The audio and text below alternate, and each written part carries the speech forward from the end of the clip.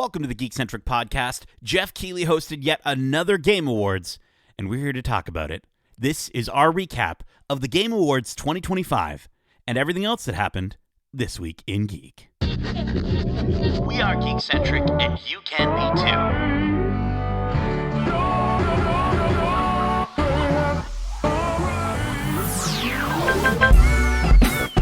Love ya.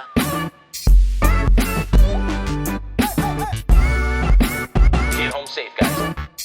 Peace.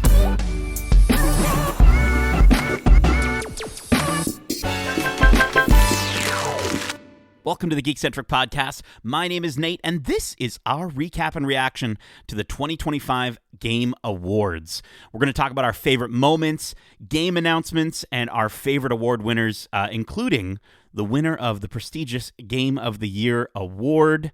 If you're joining us for the first time, well, we are Geekcentric, a podcast focusing on the world of movies, TV shows, games, and all things geek-centric. Joining me for This Week in Geek, we got my fellow Game Boy. It's Darcy, the dual sense playing Switch to having Hudson. Listen, we're going really off the cuff with this. I didn't have time to prepare. Yeah, okay. I mean, I'm used to more, and this is just very lackluster. I will say that much. I'm going to leave it to Jeff and all the wonderful reveals that we got to see to fill in the greatness. But Darcy, how are you doing? How are you doing back again with the Game Awards? It's a yearly thing every December. Are you a big Game Awards fan? And what did you think of the sort of the overall presentation of this year's Game Awards? Yeah, I always like tuning into the Game Awards. It's an award show that's very up my alley because I'm a big gamer and always like seeing how the games I played over the year perform at these things. So, I mean, this year it feels like the production value keeps going up and up with everything we got between the Muppets, the people dangling from the ceiling, and the incredible musical performances. It was quite the spectacle. It was cool to see. Yeah, it's funny. I recently watched. I had the displeasure of watching the. What is it called? The live stream awards, the streamer awards, the streamies. I don't know. It's the Twitch Streamy Awards. I don't know why I watched it, Darcy. I barely know any of these people. I know Kai Cenat. I know I Show Speed, and that's about it. And so I'm watching this stuff. Oh, and Sea Dog. Shout out to Sea Dog. But I was watching these streamies, and they were just so poorly done. So to get back to a Jeff Keighley run award show, to be fair, he's been doing it way longer, and the production, the amount of budget they have is probably much, much bigger. But I will say, yeah, dude, they seem to be upping it every single year. And, one of the big things that came out in terms of just general technology in the last year was that big dome screen thing in Las Vegas, the big, whatever it's called, the Sphere. And it felt like they were kind of taking from that a little bit with this year's Game Awards when it comes to, like you said, the immersion of actors and the lights and the fog coming in. I mean, every year it is a very big spectacle, but this felt like they really put a big focus on that immersion of bringing people into these game announcements. Mm-hmm. It's really cool because games are all about immersion, and just bringing that level of, again, trying to pull you into the award show shows how much games mean to people. So good. So I want to talk about, the big game announcements. There's quite a few that we popped off for. We were in a live call together. Thank you, Darcy, for inviting me. And I wasn't going to join him because I was like, I got to focus. I got to write all this stuff. But I gave in, and it was a great time, and it was wonderful to hang out with some of the other homies. Shout out to April and Nick and Anthony. Shout out to all of you if you're for some reason listening to this. But no, I want to get into talking about the moments. I think some of our favorite moments. I love with award shows, sometimes there's some crazy stuff that happens, some unexpected things or some very scripted things. I want to start off by maybe just kind of giving a slight nod to Sydney Goodman, hosts the pre-show every year. I love Sydney Goodman, big Sydney Goodman fan. I felt like they did her a bit dirty, these writers. They seem to just kind of give her these jokes that crickets, and it's not her fault. She's doing her best to deliver them. But I remember, we were messaging back and forth. It's like, those jokes were not good. Yeah, it was a bit rough writing for that pre-show. Again, you could tell where the efforts went later on. Yes, yeah, absolutely. But Sydney hosted it with a smile. She looked phenomenal, and again, she's awesome. No, there's no shade on her. I do also want to bring up, I think Jeff this year did a great job hosting. As sort of the general host of the Game Awards, and him walking out to that rock music. He was coming out of that tunnel, looked like a freaking wrestling star, and then for him to come out and talk about his home burning down, losing his dad, the year that he's had, and then to just get through all of that so graciously and give the speech of games give us somewhere to go when the real world feels unsteady. And it was like, I was choking up. How did you think Jeff did this year?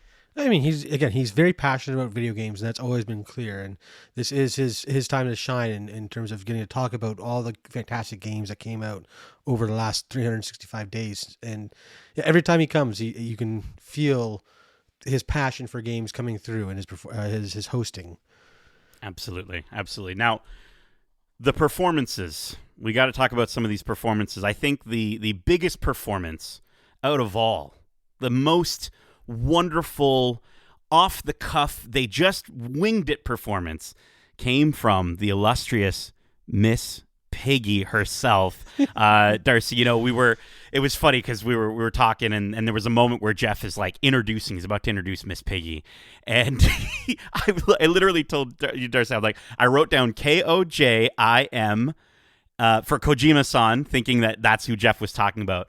But of course he was talking about Miss Piggy. What did you think of Miss Piggy's performance at the Game Awards? I just like how the Muppets and the Game Awards are starting to become synonymous. I feel like that's a good direction to go. Muppets coming in to make fun of a bunch of gamers is always good in my book. And again, the way that Rolf and her kind of play with it and make fun of the Game Awards lovingly through their song was really cool. Yeah, 100%. Yeah, the what did they call it? The Game Awards will never let you down. I think is what they called it. But I mean, Rolf slipped in the one time too. Is the Game Awards will always let you down, and it's like, oh, yes. Oh, I caught you. Got you, Rolf. But Miss Piggy looking like Sabrina Carpenter, and I don't know who had the look first. I think maybe Miss Piggy had it first, Sabrina. I'm just saying.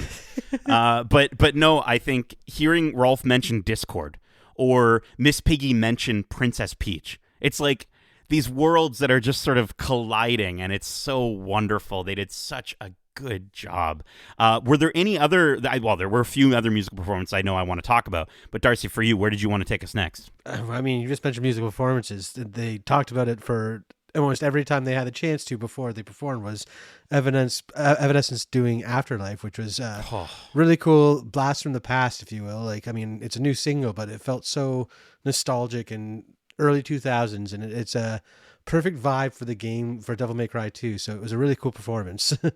Dude, Amy came out there and just like, I'm getting chills just thinking about it right now, Darcy. Like, I'm cold. I am cold. I have a sweatshirt on, but I'm getting chills over and over. I got like at least 5 times listening to that performance of Afterlife, and hearing her, and then it when that rock drop hits like it does in almost every Evanescence song, and then it goes quiet, and it's just her with like 2 notes, and it's like, yeah, it made me want to watch Devil May Cry just because of that song. And I don't know if maybe that was what they planned on doing, but I know the anime is great. Don't come at me. But the other musical performance we have to shout out, I mean, it kind of kicked things off, was the live Claire Obscure performance. If you watch the Game Awards and you took a shot every time you thought of or looked at or heard Claire Obscure, you're thoroughly blacked out drunk right now. But this performance by Alice Duport-Piercer and Laurien Testade on guitar, shredding guitar. He ripped his suit, I think. Yeah, and he also, again, was clearly incredibly very nervous because he kind of flubbed his iconic solo a bit there. But again, it's wicked to see that this indie game is what's kicking off the Game Awards proper. This beautiful set piece of music, and it was really cool. Again, I'm just glad that again an indie game is the one that was kind of the talk of the night, basically. Yeah. And I do want to talk about the Game of the Year orchestra, but I think if it's okay with you, we'll do like the Game Awards. We'll leave that till the end of our conversation to talk about some of the amazing things we got to see with that one. But yeah, shout out to the production design, shout out to the puppetry, shout out to all of the actors. And I kind of want to use this as a means to get into some of the game reveals, if you're okay with it, Darcy. Yeah. But I wanted to talk about the reveal of what that statue is in the desert. Jeff Keighley posted a picture of this statue in the desert. Unfortunately, it did get leaked that it was Divinity, Original Sin, and that it was going to be a new Divinity game. But you know, even still, what a great way to hype up the game. And when these actors come out through the crowd, you know, walking around, I'm not going to lie, Darcy, I thought this was going to be like a comedic bit. I didn't know where we were going. He's like, now to answer gaming's biggest controversy. I'm like, well, Jeff, it's not, I mean, it's big, but it's not that big. I don't know what you're talking about. Or biggest mystery, I think is what he said. And so to see these actors go out there, but the way that it fluidly moved into that Divinity Original Sin trailer, which was just disgusting. Darcy, have you played a Divinity game, and what did you think of this reveal trailer? I have not played a Divinity game before, but this trailer was definitely intriguing. And watching with the group we were, some of us were like, "Oh, this is a bit much," and others were like, "This looks awesome! I can't wait to play it." Type thing. So it's definitely one that stands out, and I remember it. So that I think that works for a trailer. Yeah, no, I mean, when that guy came out and he puked on the pigs, and then the pigs eating it up, and there are people banging and stuff. Like, clearly they're all living in sin, and there's something happening that is causing, they're getting their retribution, if they will. Something is going on. I've not played the Divinity Original Sin games, but it looks like there's a lot of sin in the game from this trailer. So if you want to be, maybe don't watch it during like a lunch break, but definitely check out that trailer. I want to go back for a second and talk about a game that popped off during the pre-show that really should have been in the main show. And I honestly think that they could have done some moving around of what their first reveal was, and maybe put this game in its place, save that first reveal for the last reveal. I think it would have made a ton more sense in terms of the pacing of these game reveals. But I want to talk about Bradley the Badger. Darcy, Yes. what did you think of Bradley the Badger, dude? I mean, the fact that we're getting a trailer for what looks to be like a very platformer heavy focused, where it's inspired by all the classic games from the last few years. We had Bloodborne and Last of Us, all these things with the Cyber Badger. Yeah, Cyberpunk. Like, it's like these things look incredible, and it's a cute badger voiced by Evan Peters. Like, yeah, I'm on board. Like, dude, it looks so good. And you know, one of the big things that, you know, last year, clearly, I'm happy that it looks like game developers are taking notice. And with Astrobot winning Game of the Year last year, I just want more platformers. I want more Astrobot likes, Mario likes, right? And so to see this game come out and for it to be so, at first, I'm not gonna lie, Darcy, as a big Soulsborne appreciator, I appreciated the Badgerborn, but as soon as it went into Badgerborn, I was like, oh, maybe this isn't for me. But then it switches to Cyber Badger and the Last Badger, and dude, I am so in for this game. This looks absolutely incredible. It's from some of the devs that brought us the Rabbids games, oddly enough, and it looks like a very different, you know, sort of focus on platforming and action. And dude, please, more. Just give me more stuff like this. This is so cool. And it's also great because we're getting a action platformer that reminds me of Mario and Astrobot, but in a way that they're allowing themselves to do different things with it, right? They're allowing themselves to go outside of just the Nintendo of it all. yeah, it's funny. Again, the group, my buddy Nick mentioned he was getting Gex vibes from it. The way that you're kind of diving into different video games, like Gex dove into different like movie genres with each of his levels. So again, it feels like it's going to be a nostalgic, like fun platformer, which I always think there's room for. So yeah, so good. So good. Let's talk about where we started the main show. Bro, I was freaking out.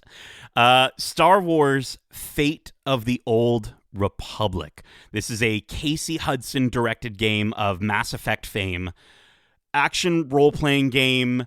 Looks like I'm thinking it might be more action focused, and we just get this trailer. And Darcy, I mean, how long did it take into this trailer before the sound started cluing in, and the sound, and the, some of the audio pieces, and the way the jets sound, and then we get to this moment, and a blue, glows up in front of this woman's face. When did you realize this was a Star Wars game? Well, so it's funny you say that, because you hadn't joined the group yet, but me, April, and Anthony were talking about how, maybe it was intergalactic or something else like that. Yes. And then it was April who, when the ramp opened on the ship, she's like, this feels like Star Wars. And I'm like, oh my God, you're right. This is Star Wars. And then you see the droid and everything else. She's like, that looks like little Leia. Frog, the little patty-footed frog or whatever those things are called. Oh, yeah. But yeah, she was calling out, this person looks like Leia. And it's just, I think I've done well where my friend April, who doesn't like Star Wars at all, still knows enough about Star Wars to point things like this out. So that's a win for me.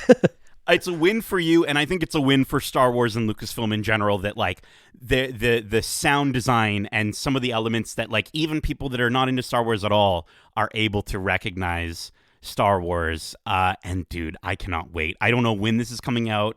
2029, who knows? I'm gonna hope that it's 2027, but video games take a very long time, and let's just hope it doesn't. I'm not going to put it out there.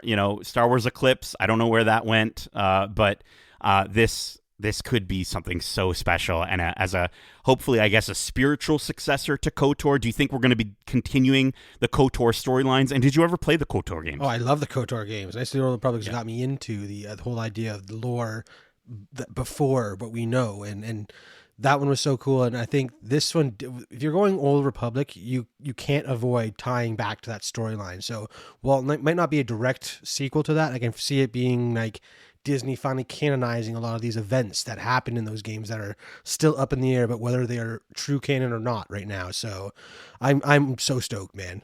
Dude, I cannot wait. I'm so excited.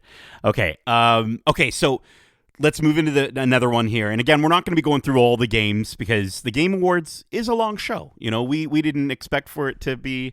We should have remembered that it's a long show, but it always slips our memory. So we forgot. Not as long as the Oscars. I don't think anything can beat that runtime. But I want to talk about Remedy coming in. These are the devs of Control and Alan Wake. A live acted announcement into the trailer. Control is such a phenomenal game. Alan Wake, the sound design, the way that they sort of just blast your ears off with just some of the most unique sound design you've ever heard. We get this character walking up and it says the sibling has gone rogue fishing, you're up.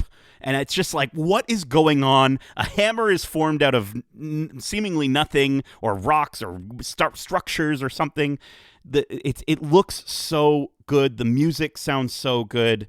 It's just, Darcy, what did you think of this Control Resonant? Well, aside from that live stage performance confusing me, I think it was an incredible way to set up the stage for what we got in this trailer, because it is, again, Control is such a unique game in the way that it works, and now we're bringing this almost melee aspect to it, where it's going to be a completely different fighting style in the same universe, and it just seems so like visceral almost. Again, that hammer, as soon as you start swinging around, you're like, I want to do that. I want to control and smash people. I want to play so bad. And like you said, the sound design, I can only imagine just what they're going to do with that game and the way that it's going to impact everything. Like, yeah, I can't wait. Well, and I think it looks, from the trailer, it looks like they are, of course, sticking with what Control is. But my favorite thing about Remedy is, like, even within their own games, sometimes from like one part of the game to the next, you don't know what you're about to get. Mm-hmm. And this looks like both very Control and very like a departure in some ways, especially with some of that action melee combat that they were sort of showcasing. Yeah, for sure. Yeah. Okay, now this isn't a game that was teased, but we got to talk about Street Fighter, dude. We got the teaser for Street Fighter. It looks perfect. It looks absolutely perfect, and that was like what the Beastie Boys, I believe, playing behind them there, and just the arcade of it all, the "you win," and just the whole cast coming out to the character selection screen. They just wrapped a few weeks ago. Darcy, what did you think of our first look at Street Fighter? Well, it's funny because when we saw the Street Fighter name pop up, I'm like, oh, Street Fighter, another one. We don't need this. And then we see that it's a live action movie trailer. I'm like, oh, never mind. This is perfect. Look who they have for it playing everyone. Like, it is insane that they knew what they were doing. They're like, you want to know who's playing all the characters. So we're just going to tell you who all the characters are and give you a little shot of each of them. It's the perfect teaser for this type of movie. And the fact that it closes on the car fight scene, like, this is going to be everything that we want Mortal Kombat to be, where Mortal Kombat kind of drops the ball because it takes itself too seriously and trying to tell an intricate story.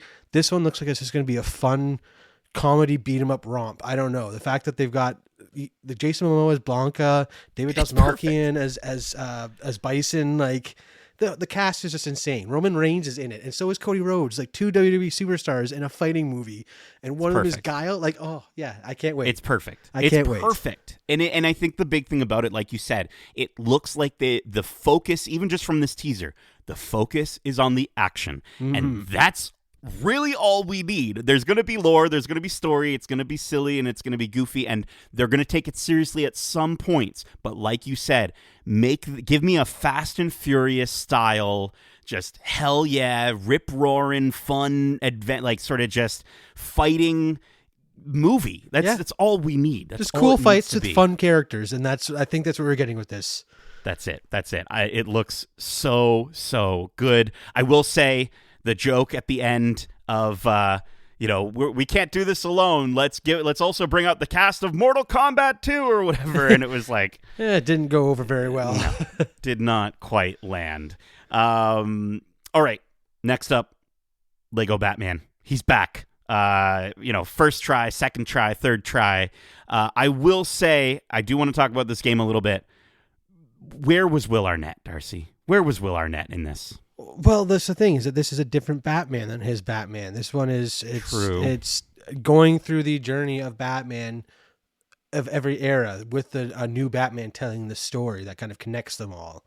So it's not the one we know from the movies or even from some of the games, but I think we're going to get the fact that we're going through every era. We're going to get the serious Nolan trilogy stuff. We're going to get the campy, George Clooney era Batman. Like, we're going to go from, I think there's even some Adam West in there too. Like, it's going to be all walks of Batman with an Arkham twist style, like fighting style with Lego skins. Like, I don't know. It's just, Lego games are always fun. This one just seems like they're taking it to the next level. Yeah, Shai Matheson coming in to voice Lego Batman of Wuthering Waves fame. Wuthering Waves certainly got a lot of ad spots tonight.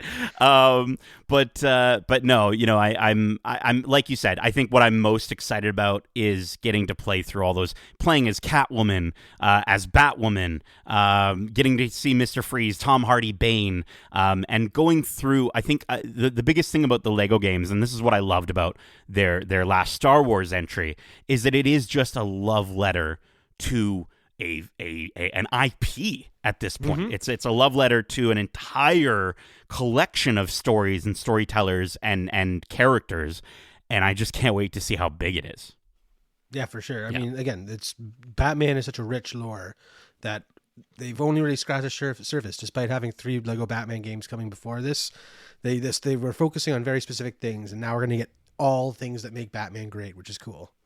And then they'll never make another one ever again. We'll see. Speaking of a returning hero, though, Lara Croft. We are getting not 1, but 2 Lara Croft Tomb Raider games. One in 2027 that was introduced first, called Lara Croft Catalyst, and then the other one, Tomb Raider Legacy. Legacy of Atlantis in 2026. Darcy, what did you think of the back-to-back reveals for these new Tomb Raider games? Again, I thought it was odd that they started with the one coming out later first. That's just my head being like, that's not how time works. But I also got to say, I think it was a smart one, because the one I'm more hyped for is that the retelling of the original adventure, because that one, just the way that they've remade these scenes that, again, seem so familiar, but are not the blocky polygons of our memory. They're now fully fleshed out, like realized 3D characters and models. It's kind of insane, and I really can't wait to go back down that road, because it's been a long time since I've played that first Tomb Raider game. So yeah, I'm stoked. It's been 30 years since that game, or next 2026 will have been 30 years since the original game came out, and wow, dude, you're absolutely right. It's funny. I was hoping for a new Lara Croft game, and I was excited for a new adventure, following up the fantastic ones that we've gotten in the last decade. But I think I am, like you, more excited for Tomb Raider: Legacy of Atlantis, and seeing the dual gun wielding, the backflips, the shooting of the dinosaurs coming in, right, and just all this stuff that I remember so vividly from playing that game, but I don't remember a lot of that game. You know what I mean? I remember, probably getting my hands on the sticks. I don't know if I rolled credits. I don't know what I did with that game. I just remembered that the controls felt a little tanky by the time, I was playing it. I was only 5 when it came out, so by the time I actually got my hands on it, games had progressed even just a little bit further, and it didn't feel like it, was a little slow. So to see them take that Lara Croft, that original Tomb Raider, and make it into a whole new game is very exciting. Very exciting. Very exciting. Okay, Darcy, we got to talk about Shape Farm and Kepler Interactive introducing Orbitals. This is the Ghibli anime 80s looking co-op retro anime universe aesthetic. What did you think of Orbitals? Well, I mean, the first thing that I really noticed was the soundtrack. That again, we're talking Ghibli. We're also thinking Cowboy Bebop with that weird hyperactive space jazz fueling this crazy co-op adventure. And again, as it's happening, I'm like, me and you are playing this for sure. It's Switch 2 exclusive. We're doing it. It's happening, and I cannot wait. Like, it looks like such a vibrant and high energy world that just has some of the most adorable character designs. Even though we got such little tastes of it so far, I can't wait to explore this more. It looks so cool. It looks so good. Work together to save your space station. Team up as explorers Maki and Omura to brave the perils of space and save their crumbling space station home from the dangers of a supernatural cosmic storm. Dude, I mean, Split Fiction was one of my favorite games that in recent years, and I played it with my cousin. Shout out to Tim. And just absolutely adored that experience. So to see a completely different art style, to see, and especially, we had the pleasure of, we're going to bring it up again, going to Japan this year. And so getting to kind of get immersed in more anime and even coming off of something like Star Wars Visions Volume 3, I immediately sort of felt like we were getting to play something within the realms of some of those worlds that were introduced in that season. So dude, I cannot wait for this one. 2026. I'm so excited. I love a good co-op adventure. Now let's keep going here. I think we maybe have to talk about the other Star Wars game announced.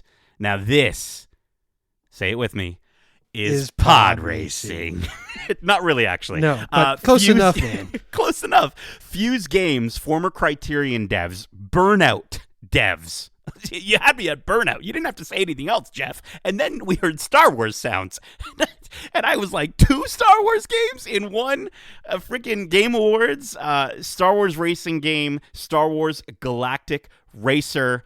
I love the idea that someone was just like, do we need a story for this? No, dude. It's just racing and and there's probably a little story. But it just looks we know like when it's like set, man. I'm sorry.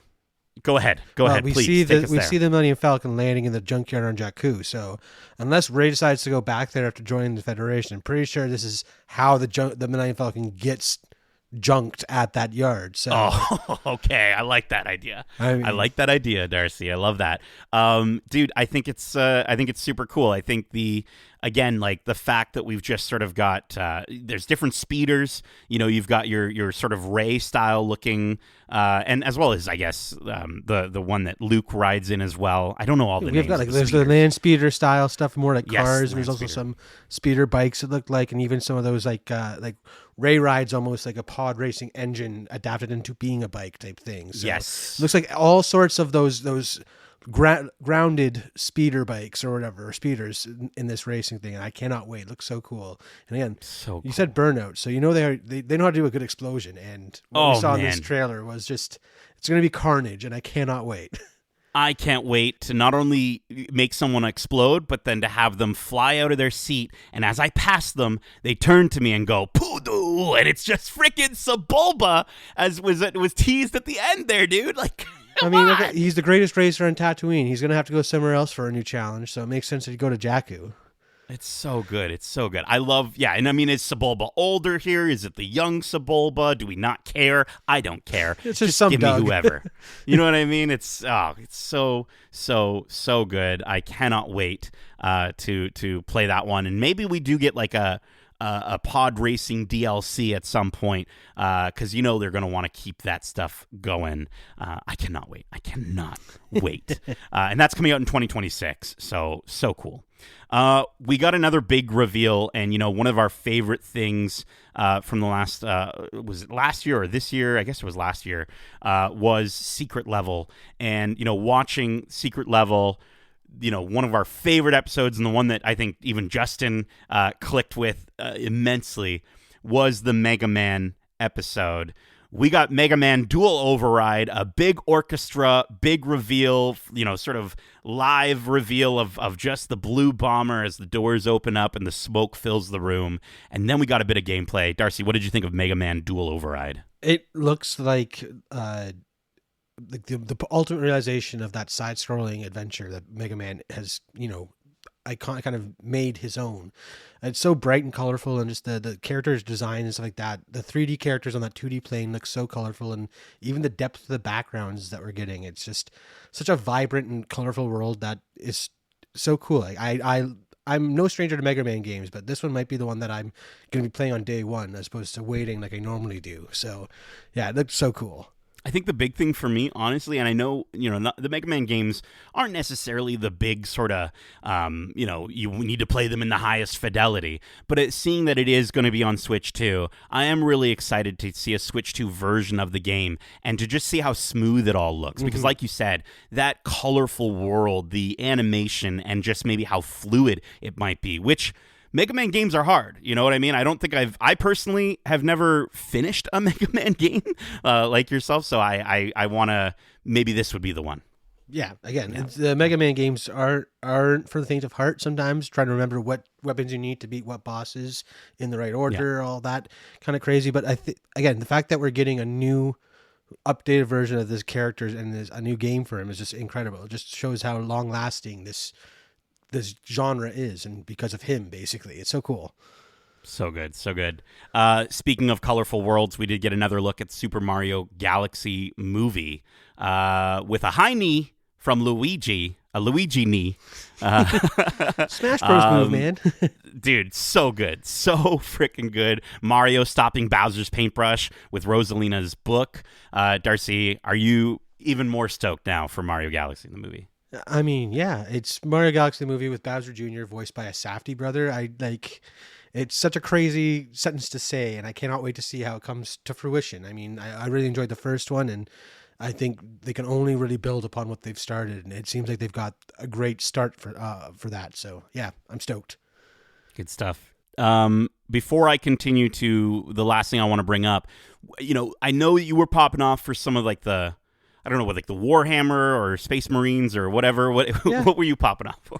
I don't know. I'm a big fan of games. A lot of them look cool. I mean, there's so many that I can't remember all of them. But the one thing that the Game Awards always does is get me hyped to play games in general. I mean, I might not play all the ones I see, but the idea of watching what's to come and what to expect in the next few years is always really exciting.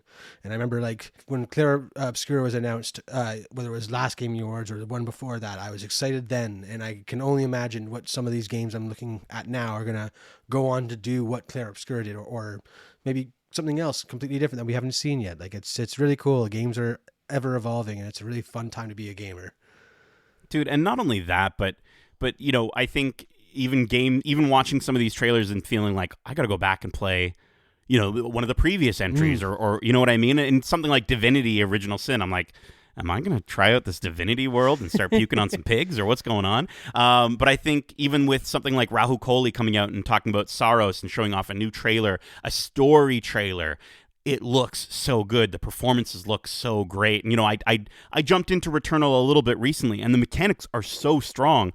I just wasn't strong-willed enough to play it. Maybe if we played it together, because there is a co-op Returnal's mode. Fantastic. Like, dude. I loved that game. Yeah, it was one of the first ones I picked up for PS5 and was not disappointed.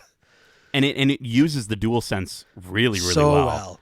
Yeah, and I'm hoping. I think Saros will do the same. I cannot I'm wait. stoked for that one too. And even just looking at some of these games, you know, I think during the reveal trailer for Ace Combat 8, Wings of Thev, I don't know how to pronounce that. I was just saying in our chat, I was like, how do all games just look phenomenal now? You know what I mean? Like, it's like we're past that point now where it's like the graphics are the selling point. Like graphics, the high fidelity, amazing graphics kind of feel like a baseline at this point. Yeah, again, the fact that the Game of the Year award winner was an indie team that was selling a game for, I think it was 54 Canadian dollars, and they managed to win and look just as good as some of those AAA things. Again, how a game looks is easy to accomplish now. It's what you do with those looks that really matters. So yeah. It's a time to be alive as a gamer. So good. I do want to bring up one thing. You know, we're hyping, we're stoked right now. I do need to bring up something I think could have been much better, and that was the final premiere. They you know, Apex Legends and Titanfall ex devs coming out to create Wildlight Entertainment and create a game called Highguard. Now, I will give them their flowers because Jeff did bring this up. You know, they created this game in secret. It is very far along, so far along that it's actually going to be coming out on January 26th, or at least starting to come out. It is going to be a free-to-play hero shooter game. And, you know, I understand that from the Apex Legends side. I understand with the popularity of things like Valorant and Overwatch. I completely get the excitement for something like that. For me personally, hearing Titanfall, knowing the incredible experience of Titanfall 2's campaign, I can't say I wasn't let down by this trailer. Yeah, it's a bit disappointing to be hyping up something that is going to change how shooters are looked at and stuff like that, and it just kind of feels like we're getting more of the same. I would have loved to see, like you're saying, a more story-focused application of these gameplay mechanics, because, again, I love playing Apex Legends and even the Titanfall stuff. It feels great. You feel the way that everything moves around, it's snappy. If you could just apply that to more than just shooting other players and telling a story where you're maybe, even if it's just a horde game, like a Left 4 Dead style thing, but something more story-driven would have been cool. And it's, yeah, I will say, I'll join you there on the almost let down side of things here. And I get it. You know, you're starting a new studio, you want to make your mark, but you're joining a large list of games that are like the game that you're putting out, and there have been so many that unfortunately have just died sometimes in the womb, it feels like. and you know, I feel like it's so the market is so saturated with games like this that, you know, the safer choice, oddly enough, probably would have been to do more of a narrative single-player adventure. And this feels like it might be a little bit more risky, even though from a dollars and cents standpoint, it makes sense on paper. So we'll have to wait and see. Who knows? I could be eating my words and be like, Darcy, the best time to get into Highguard is right now. And, you know, who knows? Maybe it gets phenomenal scores. I doubt it. Not that it gets phenomenal scores. I doubt that I'll be into it. But we will see. I think, to the point that I was making earlier, end with Fate of the Old Republic. Yeah. You know what I mean? Like, end with one of these massive legacy kick titles. Kick things off with Leon revealed in Resident Evil Requiem if you want. Kick things off with Control, Resonant if you want. Kick things off with so many other options, and then end with with Fate of the Old Republic, I think would have been so much better. Yeah, I mean, I can almost see why they didn't do that, because of the fact that it takes a while for the Star Wars to show. People might have been like, "Ooh, we're getting more intergalactic or some other sci-fi story." But yeah, again, it was weird to end on what feels like a very one-note pony at the end there, where there were so many cool, again, big games coming back to talk about. You could have moved around a bit. Yeah, yeah. Well, speaking of one note, and speaking of the notes that played over and over and over again, the beautiful notes, more than one note actually, but it was the same thing being said over and over again for a lot of these. Let's talk about the award winners. We're going to go through these a little bit quickly, and we're not going to highlight all of them. In fact, the Game Awards doesn't even necessarily give too much attention to all of them, unfortunately. But I wanted to start off with a game that was near and dear to our hearts, where they started off the night. DK Bonanza won Family Game of the Year. What did you think of DK Bonanza taking home the gold? That just makes sense. Nintendo has kind of always dominated this field there. The family console, fun for all ages type thing, and Donkey Kong Bonanza was a great game that, again, a lot of easily accessible for the oldest of gamers, most experienced, and also the most or least experienced, because it is just a smash and collect bananas fun time. Like it really was for everyone. So that was no surprise to me. Yeah, I don't disagree with giving the award. I think the award, in my mind, could be maybe fleshed out a little bit more in terms of just its description. Because as a family game, in my mind, something like even Mario Kart World, Lego Party, even something more along the lines of Sonic Racing Cross Worlds or Split Fiction that is a little more multiplayer. I know there is a multiplayer mode in DK Bonanza, but if you put the multiplayer mode up against Split Fiction, I'm sorry, there's no world in which the multiplayer experience in Donkey Kong Bonanza makes sense. So from a family standpoint, I understand that it's family safe and good for one of your family members, but I don't know if it fits that genre as much. I don't know. But let's talk about it. The biggest one of the night, dude. Mobile game Umamasume Pretty Derby, Darcy. The Horse Girls won. I know you love this game. Tell the people about it. Yeah, Horse Girls Racing. I've never played it. So. You never stop. You're playing it right now. No. I make fun. I will say it is a huge game that has a really big fan base. And even if it's something that might be a little bit obscure to us, pun intended there. I will say I did catch one of my friends playing it once, and I was kind of enthralled by these horse girls racing. He's like, okay, that's my horse girl, and she's gonna win, and then she won, and I was like, oh. But let's also talk about best performance. Darcy, you played Claire Obscure. Jennifer English won for best performance. What did you think of her taking home the award? I think it totally makes sense. As much as Ben Starr and Charlie Cox bring to their characters and their story, Jennifer English is the true main character of Claire Obscure, and the journey you go on is because of how you feel about her reactions and how she is going through this horrible world that everyone around her and she knows and loves is dying, basically. So it was a brilliant performance, and it doesn't surprise me that she was the one who took away who took home this award.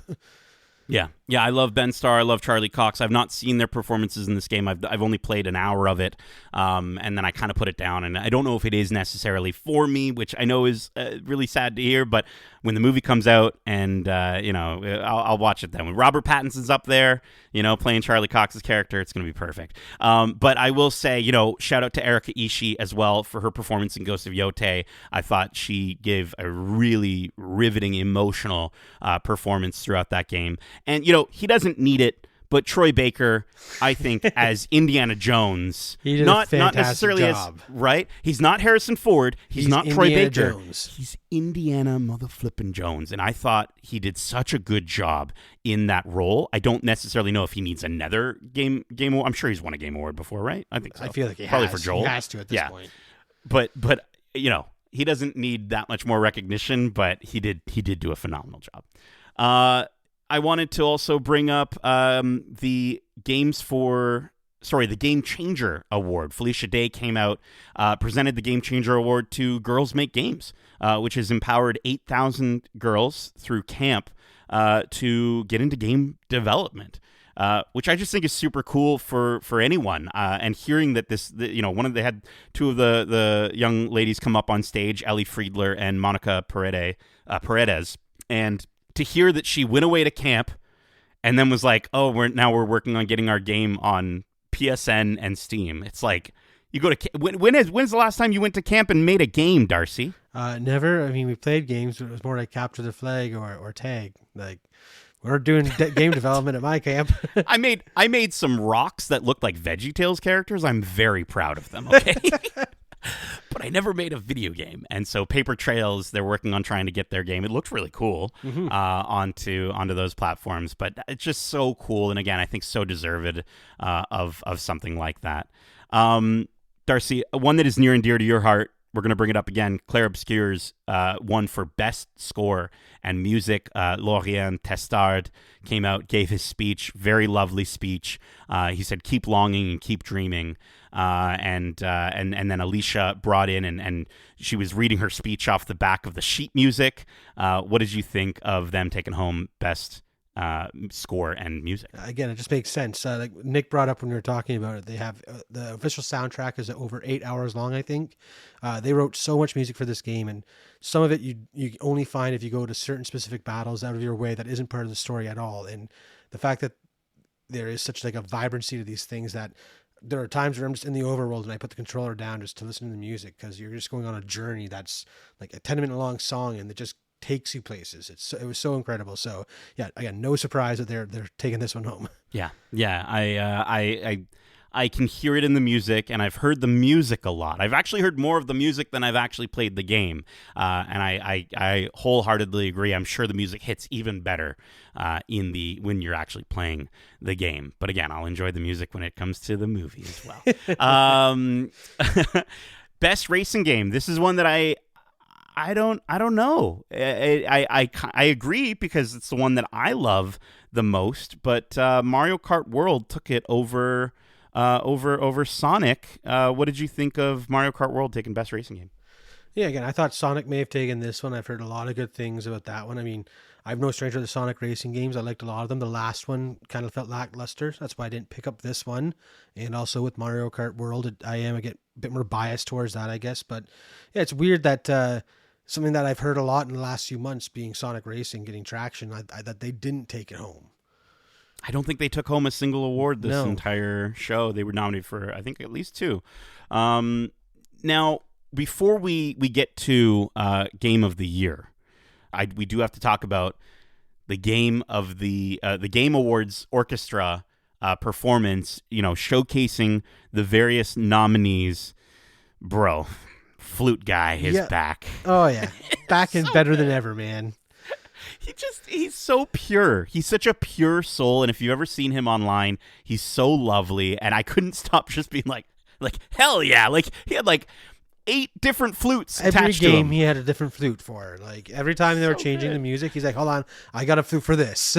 Yeah, Claire Obscure pops up. Of course, the music's popping off, and he's rocking a big white It's like tube, PVC pipe flute, basically, and then Donkey Kong Bonanza, and he's using like a tiny, looks like a DK ocarina or something like that. Like, and also, not just him, but I think his energy was kind of affecting the rest of the band, because like the timpani guy or drum guy was going nuts the entire time too. The guitarist as well. Everyone was just into it and feeling it, and the music was just, it felt so much like you were getting amped up just watching it. It was so cool. So good. They do such a good job every year. The voice of Pauline coming out, singing the DK Bonanza song, and I love it. I love that she's just there for like half a minute, and then she gets the dip. She leaves.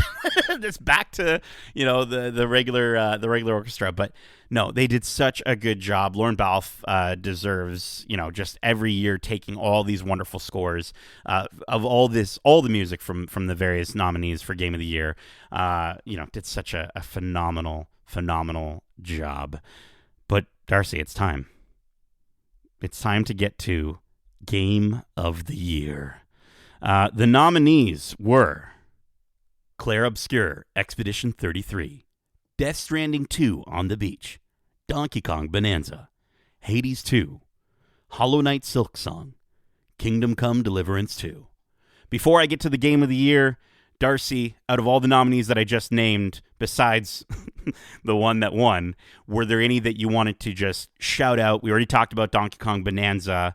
I know you were big on the Hollow Knight train when Silksong dropped. What did you, I mean, I like Hollow Knight, and I like Hollow Knight Silksong. I don't think Silksong is as good as the first one. So that's why I don't think it deserved to win in this category, honestly. But it's, again, the fact that we had 3 indie titles competing for this the Game of the Year title is incredible. It just goes to show that small teams can make great things, and if there's enough passion behind it, then a great product can be a result. So it's just cool to be at this point where we can talk about indie games on the same level as your AAA studios. So it's fantastic. And the fact that you're absolutely right, and the fact that we had a Kojima game up for Game of the Year. Right? We had a Hades 2, a follow-up, again, an indie game, but a follow-up, Silksong, a huge follow-up. And for what took Game of the Year to be the first game from this studio, Game of the Year went to Clair Obscur Expedition 33, or as the dev said it, Clair Obscur Expedition 33.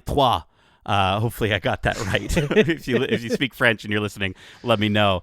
But I love it. I love the entire dev team. Seemed like they were in the audience. They were rocking the red berets and I think I saw shirts. one of them with a baguette. The striped shirts. Guillaume Broche came in and finally got to speak. Clair Obscur took home 9 out of 12 nominated awards. Best indie game, best debut indie game, best RPG, best narrative, best art direction, best score and music, best game direction, best performance, and Game of the Year.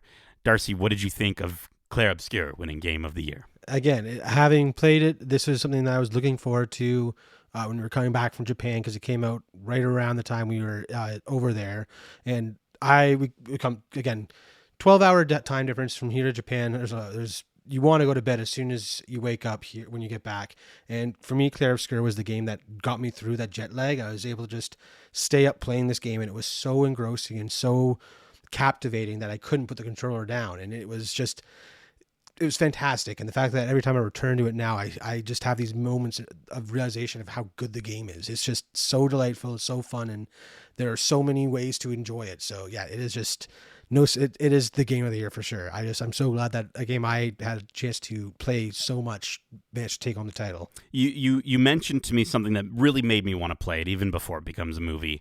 And that was, you mentioned there was a moment that you emotionally got hit so hard that you wanted to stop playing but had to keep going. Yes, it's, again, the story in the game. There's it's about a halfway point in the game, and most JRPGs do have this thing where something happens and it's a pivotal moment. Nothing has ever hit as hard as this moment in a game. And the way that you all of a sudden become so much more invested in it because of the outcome, you have to play the game to heal from this moment. It's so cool. It's an incredible game. Yeah, 100%. And to see Guillaume finally get to speak, like I said, he was up there for all those most of those other awards and just standing in the background. And I'm like, give this guy a chance to talk. Give him a chance to talk. And the fact that, you know what? I think he knew, dude. I think he knew in his heart. He was like, we're taking it. We're taking it. I'll wait to give the Goaty speech. And I love how he came out and he's like, this outfit was supposed to be a joke, which is great. And just shouting out, the teachers and the people that inspired him, the people that taught him how to make games. And a massive thank you to the players, and making the joke about your endless argument about what's the best ending is great. And he, they shadow dropped there's new content in the game. Yep. Just out now. New boss. So I think whether they had won or not, I think they were ready to make that announcement. But the fact that they won just makes it even sweeter. Yeah. So for those who come after. Darcy, that is it for our reaction and recap to the Game Awards 2025. I thought it was a great show. I think it was probably one of the better, at least more consistently good Game Awards. I think the ending and the way that they did that final reveal really did knock it down a little bit for me. But I think it was a solid 4 out of 5 for me at least. Yeah, for sure. Definitely 4 out of 5. And I think I'll bump it up to 4.5 out of 5 because of the impromptu watch club we had with it. It was a lot of fun reacting with our friends, just talking about the stuff coming up. Because again, gaming starts conversations. And the fact that we got to react together to these big moments in gaming and the big things coming out was really cool. Darcy, I'm going to bump it up to a 4.5 just for Fluke Guy. Okay. There we go. There you go. Yeah. There He's you enough. go. He's enough. But that is it for our recap of and reaction to the Game Awards 2025. We hope you enjoyed it. And if you did, make sure to subscribe to us wherever you like to listen to podcasts, if you haven't already. And if you want to write into the show with your thoughts on this award show, where there are some snubs, where there's some, where there are games that you thought deserved to be there, should we have seen the announcement for the Steam Deck? Or not Steam Deck, the Steam Machine, and Half-Life 3, was that supposed to happen? Where was Half-Life 3, Darcy? What the heck? But if you want to write in, Darcy, can you go to camp and make a game that can instruct all of our lovely listeners as to how to contact us? No, because I don't want to go to a camp where it's only adults, and I feel like that'd be weird. They can reach us at wearegeekcentric@gmail.com. That's wearegeekcentric@gmail.com. Or they can reach us on Twitter at GeekcentricYT or over on Instagram at wearegeekcentric. Excellent. Darcy, I'm going to give you an award right now. Game Award for Best Email and TikTok Sayer. How is that any way related to games? It's because we talk about them and then people can come listen to keep in mind we have a ton of other great episodes covering the latest in movies, TV shows, and games, including our recent spoiler-free review for Percy Jackson and the Olympian Season 2 or Zootopia 2. We've also got some TIFF reviews out now for Wake Up Dead Man and Knives Out Mystery, Rental Family, Sentimental Value featuring Eric March and Frankenstein, The Smashing Machine, Nirvana the band, the show, the movie, and many more non-TIFF reviews from throughout the year like Predator Badlands and Star Wars Visions Volume 3. We've got some great interviews to check out. We've got our Stranger Things interviews out with Sadie Sink, Jamie Campbell-Bower, who play Max Mayfield, and Vecna, as well as the Duffer Brothers, the creators and showrunners of Stranger Things. We also have a wonderful full-length, big, long chat with author Barry Hertz about his book, the Welcome to the Family, the explosive story behind Fast and Furious, the blockbusters that supercharged the world. Justin had a really long, wonderful chat with him just about the Fast and Furious franchise and just how crazy, goofy, and ridiculous it all is, but how much, we love it all the same.